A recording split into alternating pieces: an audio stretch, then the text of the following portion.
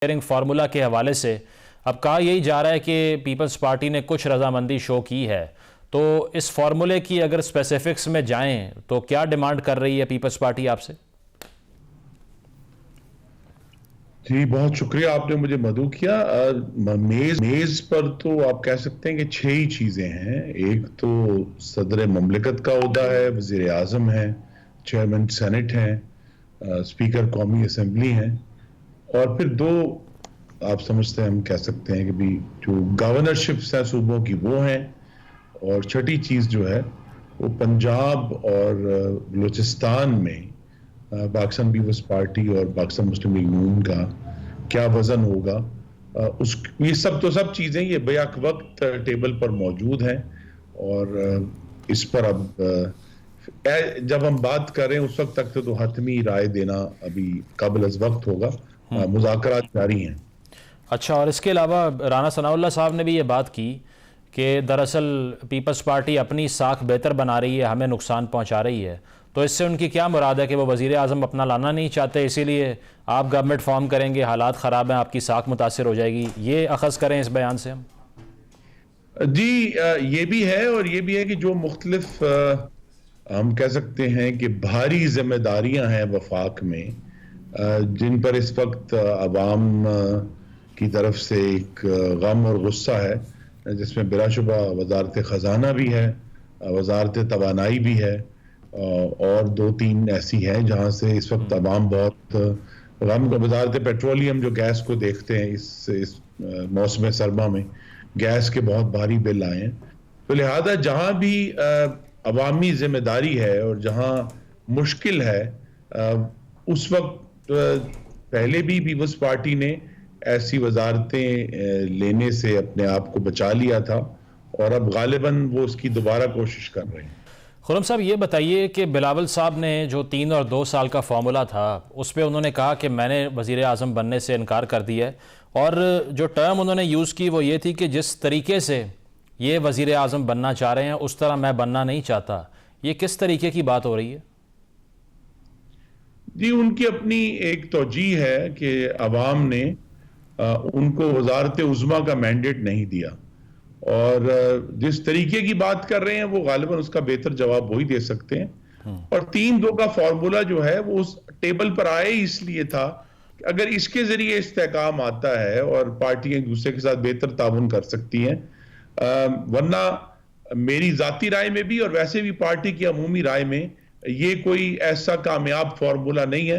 हम इस 2013 से 18 तक बलोचिस्तान में इसका तजर्बा कर चुके हैं जनाब डॉक्टर मालिक और सनाउल अज़हरी साहब के साथ, और वो इतना कामयाब नहीं हुआ था। नहीं खुर्रम साहब, इसके अलावा देखें ना, अगर तो ये फार्मूला उन्होंने मना कर दिया है, मुज़ाकरात के दौर भी काफ़ी हो चुके हैं, तो अब अगर पीपल्स पार्टी इस बात पे रजामंद हो जाए कि चलें वज़ीर आज़म आप ले आइए लेकिन हमें 2 साल भी नहीं चाहिए, तो इस मौक़िफ़ के ऊपर वो खड़े रहेंगे? अगर किसी स्टेज के ऊपर उन्होंने अपनी सपोर्ट विड्रॉ कर ली तो फिर तो खासी मुश्किल हो जाएगी। नंबर आपके पास इतना बड़ा तो नहीं है कि सिंगल हैंडेडली आप सस्टेन कर लें। जी, ये इम्कान हमेशा मौजूद है। सियासत में कोई भी हर्फ आखिर नहीं होता, तो लिहाजा जो आने वाले वाक़यात हैं उनमें वो फैसला कर सकते हैं। इसीलिए जो आने वाली हुकूमत है उसके लिए जो पहले 15 माह हैं वो इंतहाई अहम है कि जो अगला बजट आएगा जून 2025 में, उस तक अगर हम कोई मुआशी इस्तेहकाम हासिल कर पाए इंशाअल्लाह, तो तब तो ये जमातें साथ रहेंगी। लेकिन अगर मुआशी सूरत हाल खास तौर पे महंगाई और जो गैस और बिजली के बिलों में कमी अगर हासिल ना हुई, तो तशवीश मजीद बढ़ेगी और फिर सियासी अदम इस्तेहकाम के इम्कानात भी बढ़ जाएंगे। इसलिए आने वाले जो 15 माह हैं, जो इब्तदाई दिन है हुकूमत के, वो बहुत अहम है मुआशी इस्तेहकाम के लिए और उसके साथ जुड़े हुए सियासी इस्तेहकाम के लिए। लियाकत चड्ढा साहब की अगर हम बात करें तो तहरीक इंसाफ और उमर अयूब साहब ने यह बात की कि सुप्रीम कोर्ट को टेकअप करना चाहिए ये इशू, और चीफ जस्टिस को बेंच में नहीं बैठना चाहिए क्योंकि उनको भी एक्यूज़ किया गया है। आप फिर क्या चाहते हैं? आप नून लीग की तरफ से ये इल्ज़ाम तो लगा कि उनका झुकाव तहरीक इंसाफ की तरफ है, लेकिन इसको इन्वेस्टिगेट फिर कैसे होना चाहिए? इस बात में PTI को सपोर्ट करते हैं आप, जो वो मुतालबा कर रहे हैं?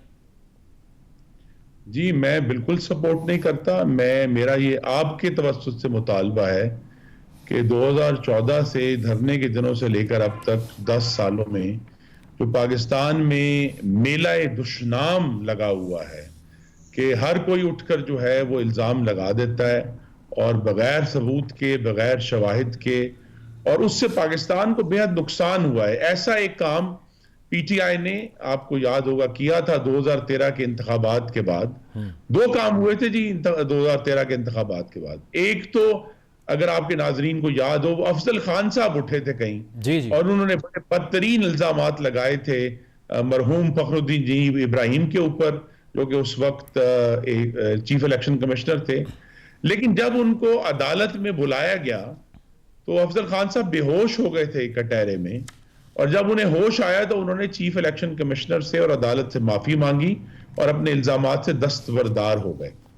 इसी तरह पीटीआई ने एक बहुत बड़ा धरना किया, मुल्क को सियासी अदम इस्तेकाम से दो चार किया, लेकिन आपके नाजरीन में से अक्सर भूल चुके हैं कि उसके बाद, धरना खत्म होने के बाद, सुप्रीम कोर्ट में एक बहुत तवील कार्रवाई हुई थी 2013 के इलेक्शन की साख को जांचने के लिए, जिसमें कहा था कि हमारे पास तो वैगन भर भर के सबूत है, लेकिन सुप्रीम कोर्ट ने वो सारे सबूत रद्दी कर दिए थे और ये कहा कि कोई मुनज़्ज़म धांधली का सबूत नहीं मिला। तो यहां जो भी इल्जामात हैं, जब तक वो जो साबिक कमिश्नर साहब हैं वो बाकायदा तौर पर, कानूनी तौर पर एविडेंस जाकर किसी अदालत में दाखिल नहीं करते और सिर्फ मीडिया की अदालत में ही अपना ढोल बजाकर चले जाते हैं, तो उसकी जो असल वुक़्त है मीडिया से हटकर, वो सिफर से भी कम है। वैसे वो री इलेक्शन का मुतालबा नहीं कर रहे थे, लेकिन आज हमने देखा कि इस्लामाबाद की जो 3 नशिस्तें थीं उसके ऊपर भी जो पीटीआई के मुखालिफ उम्मीदवार थे, नोटिफिकेशन उनके मुअत्तल हो गए। तारिक फजल चौधरी साहब उसमें शामिल हैं, अंजुम अकील है, राजा खुरम है। तो दूसरी जानिब एक्स कमिश्नर भी इस्लामाबाद के रावलपिंडी के बिलखसूस इल्ज़ाम लगाते हैं।